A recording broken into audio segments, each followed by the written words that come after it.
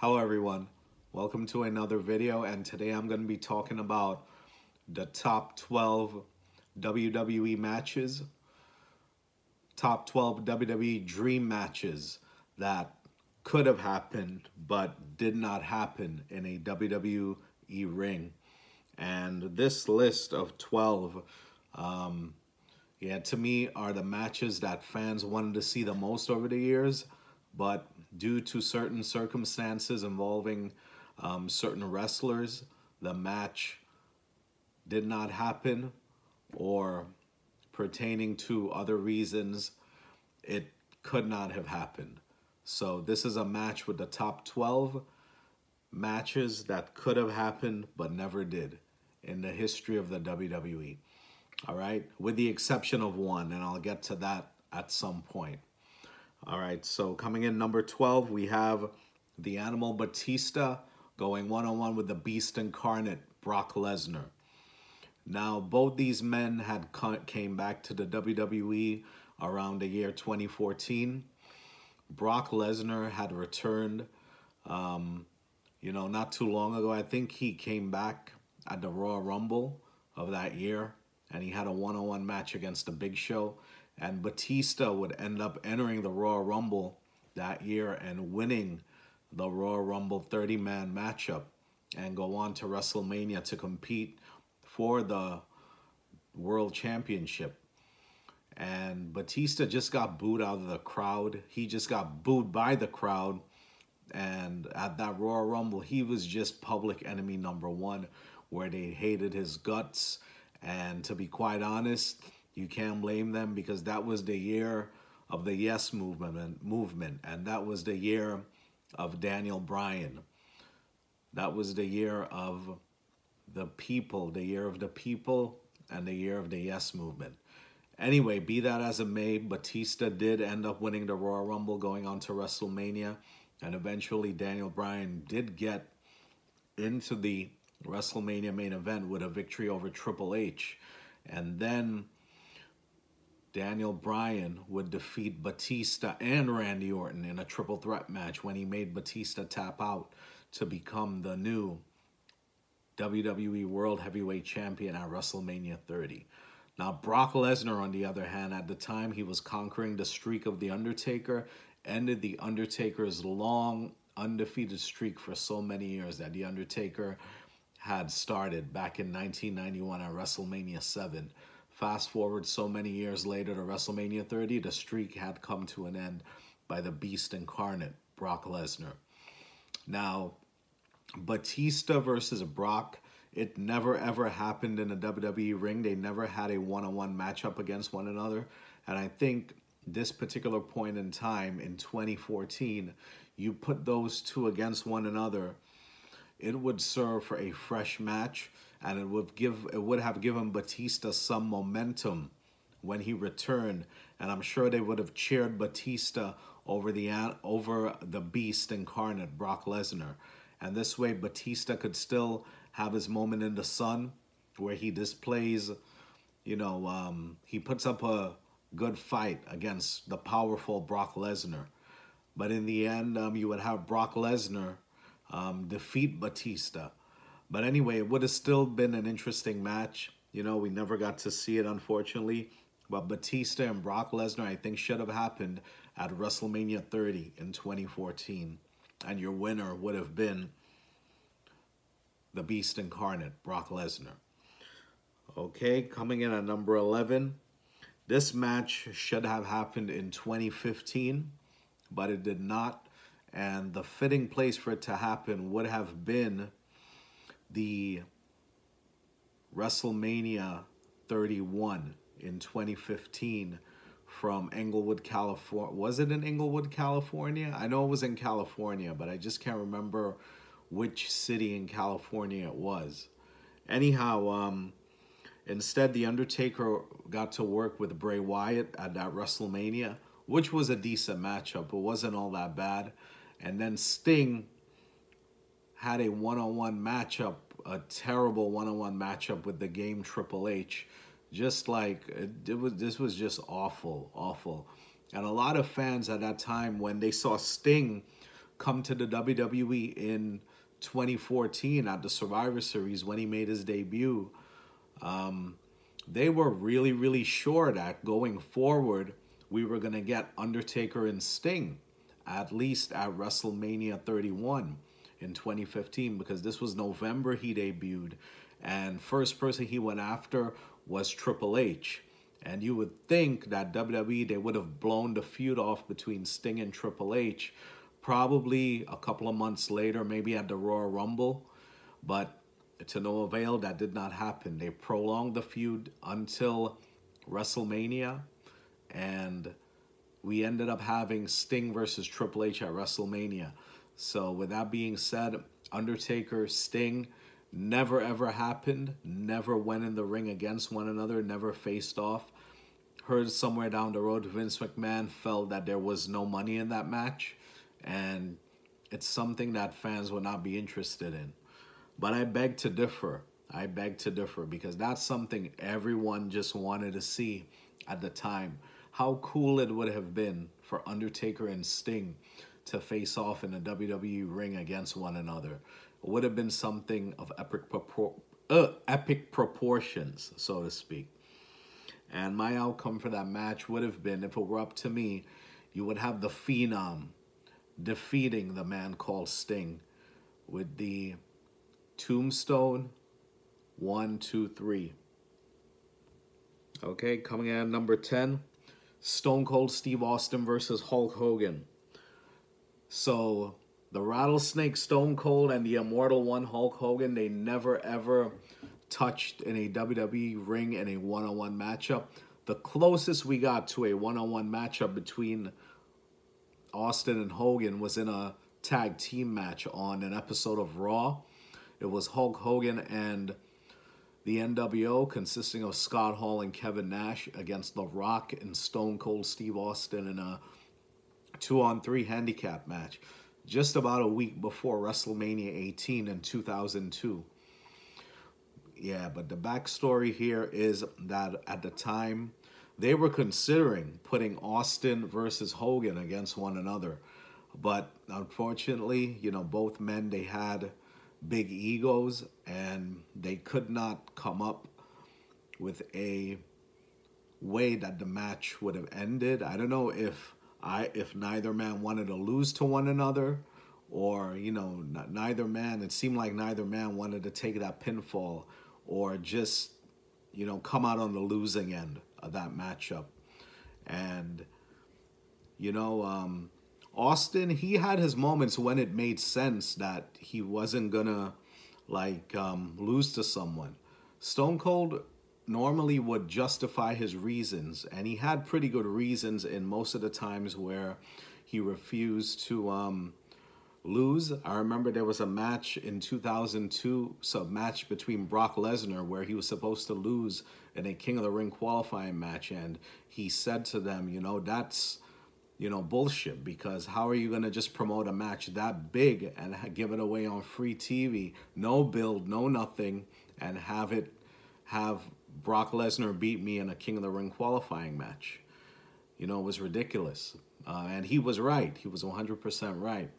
And then Austin, at WrestleMania, he would end up working against Scott Hall from the NWO, and Hulk Hogan would end up going one-on-one with the Great One, The Rock, in that electrical matchup they had at WrestleMania, where the fans in attendance at the Skydome, they just made that match for what it was. It wasn't a great match, but the people, they made it what it was. Just the fan reaction alone just made you want to just be involved and got you emotionally invested in that matchup right there. Anyway, Hogan and Austin, Hogan versus Austin, should have happened at WrestleMania 18, if it were up to me. And yeah, we did not get it, and we would never ever get it at all. But right time, right place would have been WrestleMania 18, 2002 in the Skydome in Toronto, Canada. All right, coming in at number 9, we have Stone Cold Steve Austin, the Rattlesnake, going one-on-one with the legend killer Randy Orton.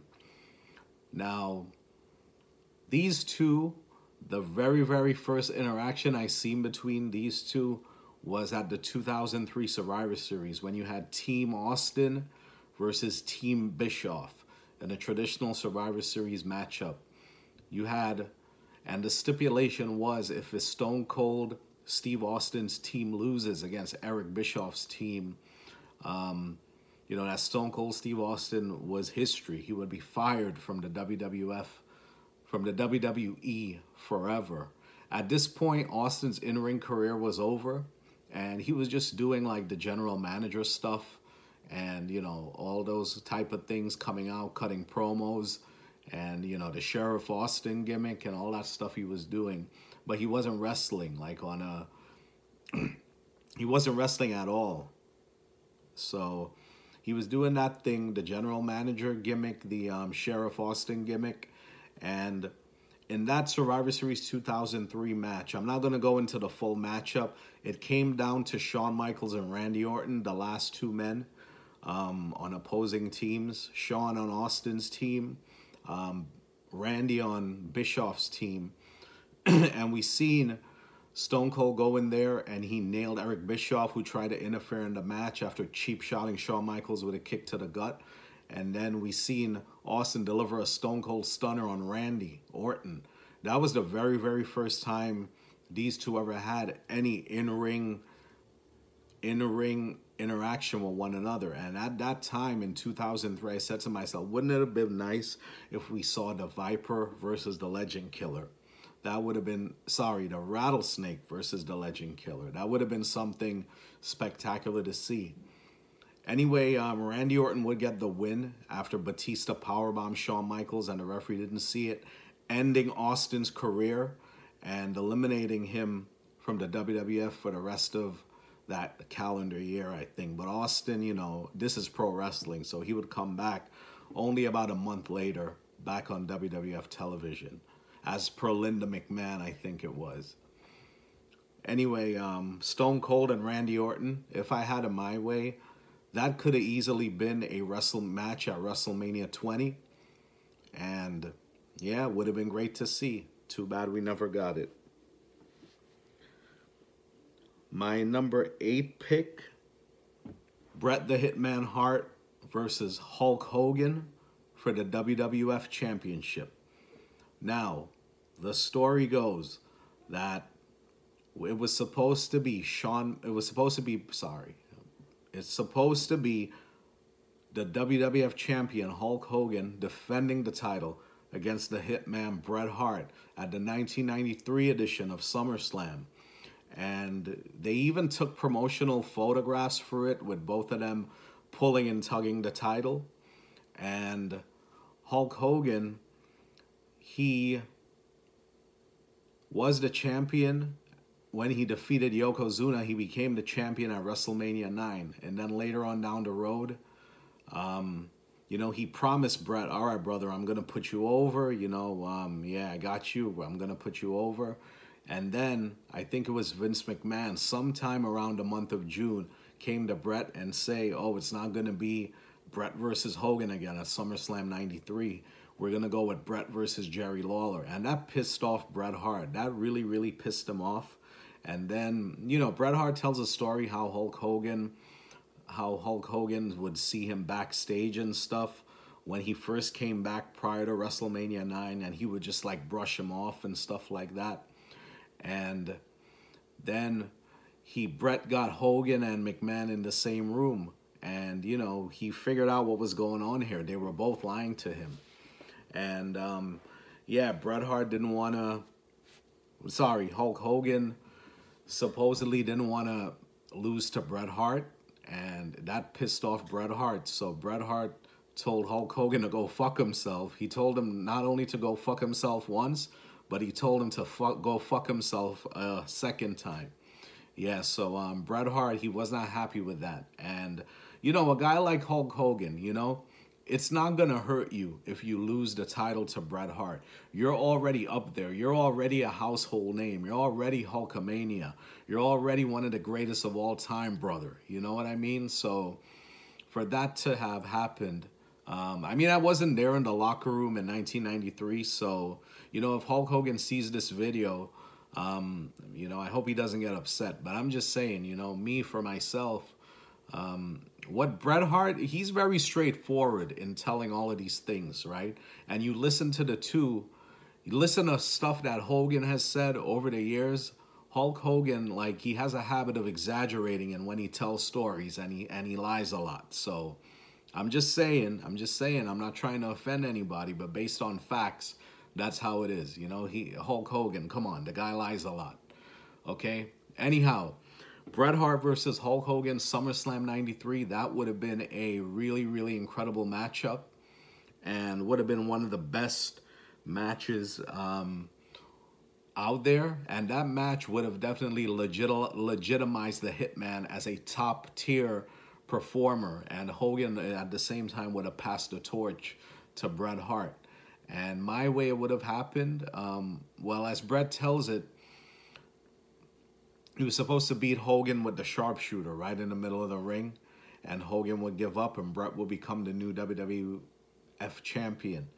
That's exactly the way, if I had it my way, that's the exact way I would have done it.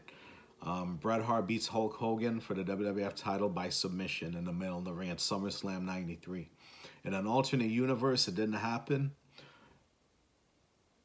In an alternate universe somewhere, it did happen. But here on planet Earth, we never got it. So unfortunately, that's just the way it is. Okay, coming in for number 7, the most electrifying man in sports entertainment, The Rock, going one-on-one with the Heartbreak Kid, Shawn Michaels. Oh my gosh. Now this matchup right here, this match is on everybody's radar as probably one of the greatest dream matches ever. Right time and right place would have been WrestleMania 20 in 2004 in Madison Square Garden. You would have the great one. What I would have done, this is how I would have done it. I would have kept The Rock a heel, right? You know, 2003, the year prior, before The Rock left for Hollywood, after he lost that match to Goldberg in 2003, I would have, like, kept The Rock a heel, right? And then coming into 2004, when it's time for him to return, he targets Shawn Michaels. He says, The Rock has never whooped your candy ass at WrestleMania, and The Rock is going to do that this year at WrestleMania because The Rock remembers everything that you did to him, the days when you bullied him in the locker room back in 97, you know, the time you screwed The Rock out of the WWF title with the sweet chin music. And then you just have a hot heel in The Rock, and you have babyface Shawn Michaels. And then in that one-on-one matchup, oh my gosh, you know how epic that would be? Heel Hollywood Rock versus babyface Heartbreak Kid Shawn Michaels. Would have been something so spectacular. Right time, right place would have been WrestleMania 20 in Madison Square Garden. And your winner would have been the most electrifying man in sports entertainment, The Rock, who wins with 3 rock bottoms on the Heartbreak Kid Shawn Michaels after kicking out of 2 sweet chin musics. Super kicks, that is. Okay, my number 6 pick, Bret the Hitman Hart versus Chris Jericho. Now, this is the one exception I was talking about when I opened up this video. This match, 2 Canadians going at it, right? This match had the possibility to take place in WCW back in 1998 or so.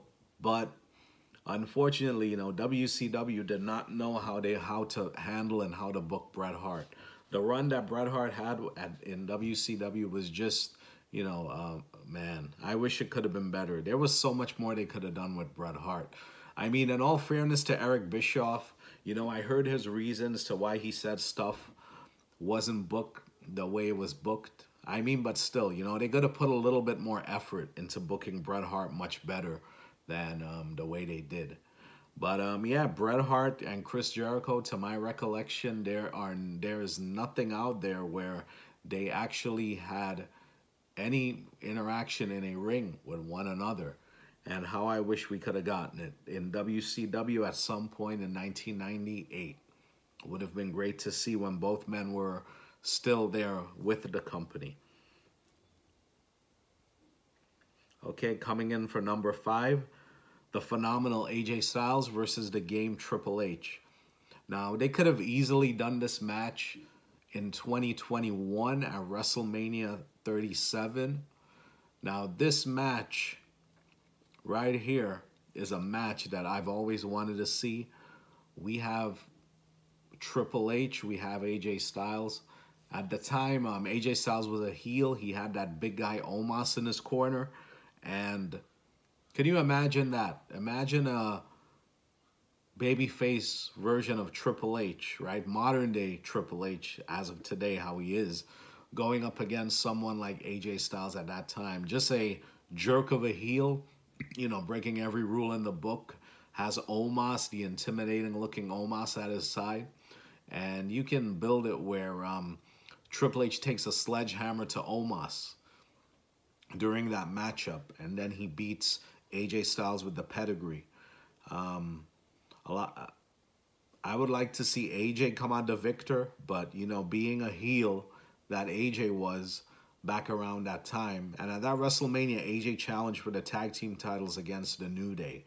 AJ and Omos versus the New Day. So, wasn't too thrilled in seeing that match.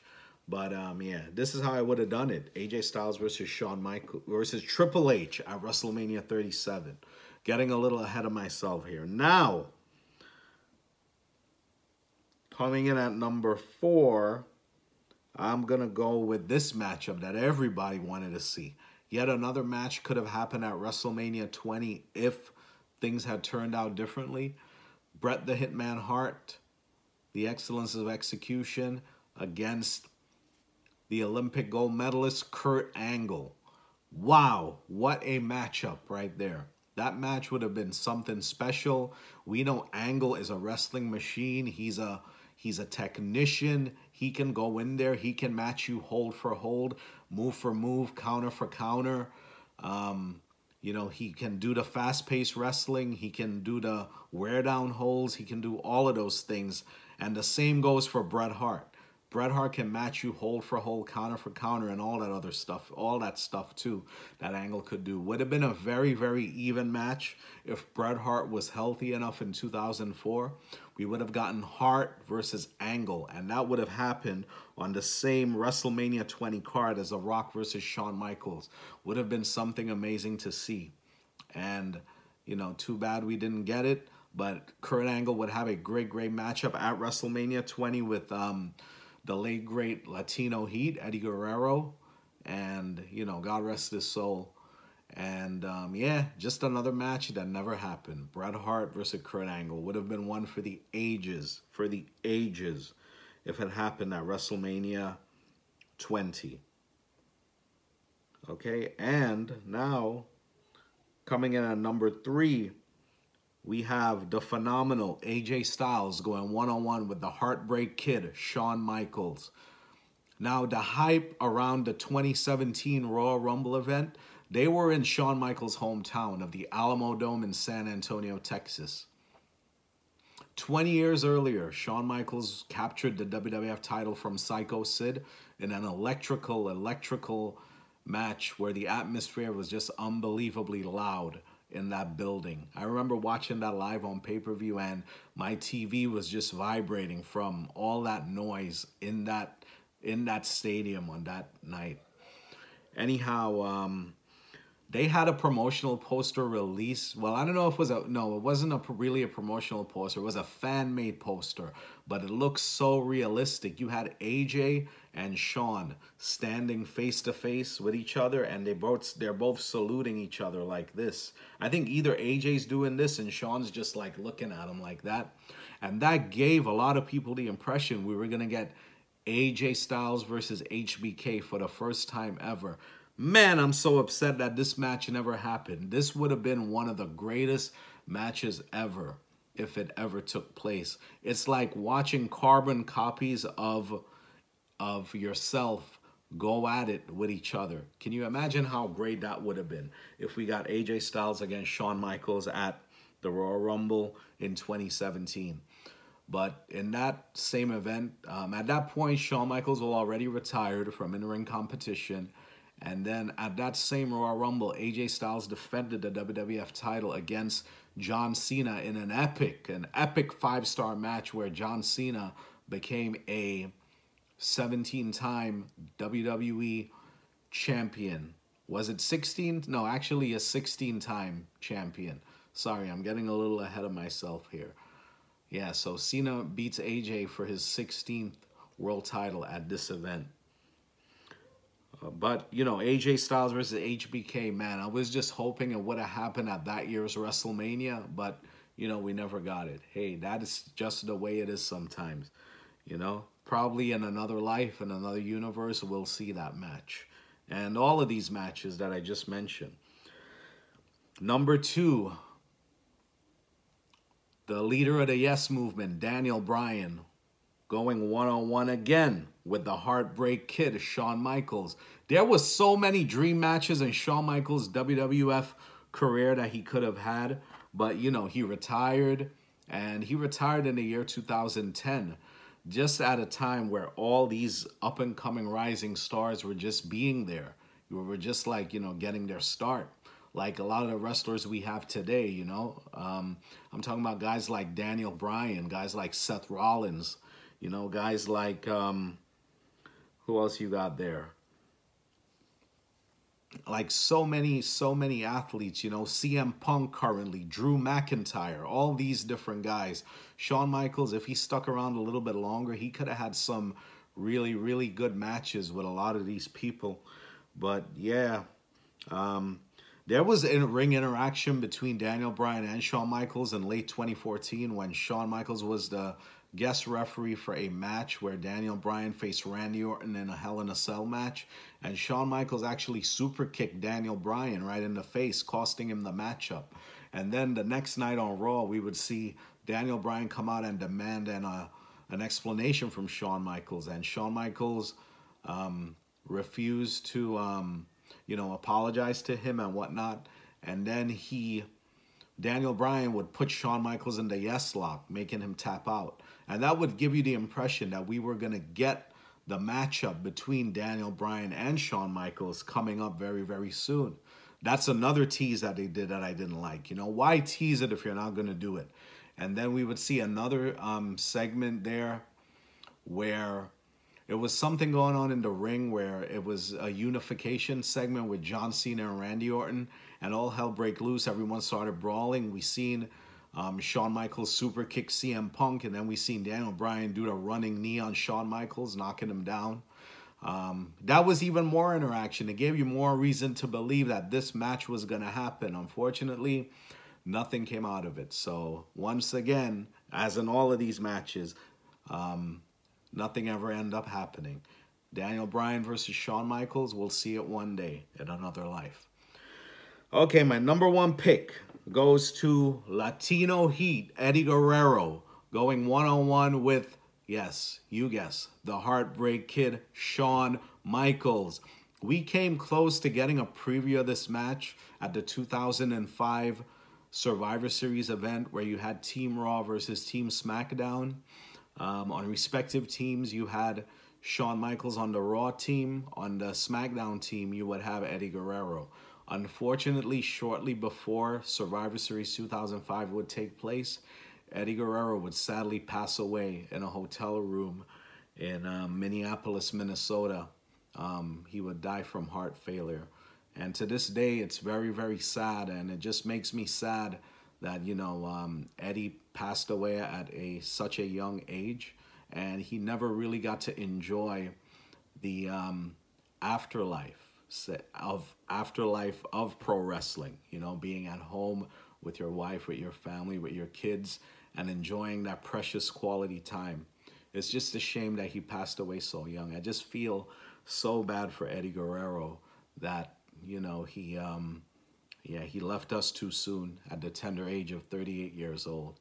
Just so sad and devastated. I cried for about a week after Eddie Guerrero passed away. Still one of the saddest things today. And every time I watch something with Eddie, I can't help to, you know, but shed a tear. And I do smile at the same time because he was a hell of an entertainer and a hell of a wrestler. Yeah, but Eddie Guerrero, he's sorely missed by all of us fans who loved and appreciated his work and his craft of pro wrestling. One of the best ever to ever do it. But we would have gotten a preview of this match at the 2005 Survivor Series, but you know, like I said, yeah, Eddie left us, and this match did not end up happening. WrestleMania 22 was the supposed plan where they would finally go one-on-one, but after Eddie passed, you know, all those plans were just scrapped. And Eddie Guerrero versus Shawn Michaels, it is discussed that that would have been one of the greatest matches ever.